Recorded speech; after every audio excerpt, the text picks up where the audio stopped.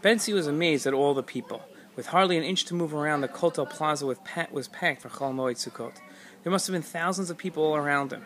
In fact, police estimates would later put the number at close to 30,000 people. Bensi looked up at the top of the Kotel and saw the top of the Golden Dome peeking out at him, a constant reminder that not all was perfect yet. Bensi prayed and hoped for a day when instead of a Golden Dome peeking out, the top of the Kodesh Kodashim would be seen. Bensi was looking forward to the Chag at the end of the week. There really wasn't anything like Shmini Atzeret and Simchat Torah in Israel. While outside of Israel, these days are separated into two different days. In Israel, they are jam-packed into one festive Simchathon. Dancing, singing, and Torah study combine to make this one of the most special days of the year. On Shmini Atzeret in Israel, many different sections of the Torah are read. One of the most special to Bensi was Vzos Haberachah. The last Sedra of the Torah, Vzos Haberachah, recalls Moshe's last days, literally on the mountains behind me, and his blessings to the people. Moshe blessed each tribe individually with a message recalling their past and addressing their future. Standing at the Kotel, Bensi decided to review the Sedra and was fascinated by one particular verse that addressed the tribe of Zvulun. Moshe told Zvulun that his tribe will call people to the mountain.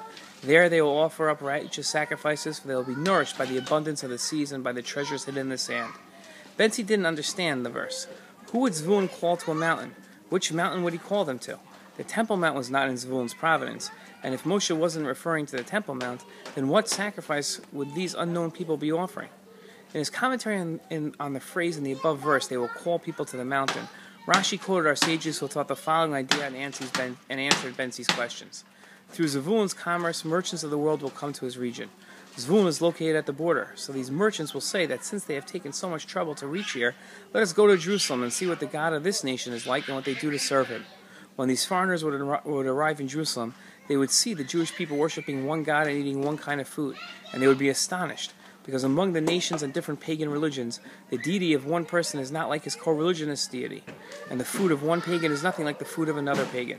Upon seeing the unity and approach to God and diet, they would conclude that there is no nation as worthy as this one.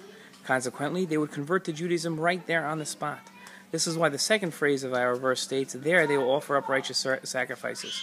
This process was all due to Zvulun's commerce. Bensi wondered at why Rashi thought the Jews eating the same food would impress pagans so much as to cause them to immediately convert. Bensi thought that eating the same food and worshiping the same God shows unity of philosophy and discipline, which reflected a life led by similar and objective, unchanging values. The traditions of values unchanging was so impressive to the fickle pagans that they'd convert immediately. Bensi walked away from the Kotel impressed by his nation's unity of purpose. Chag Sameach.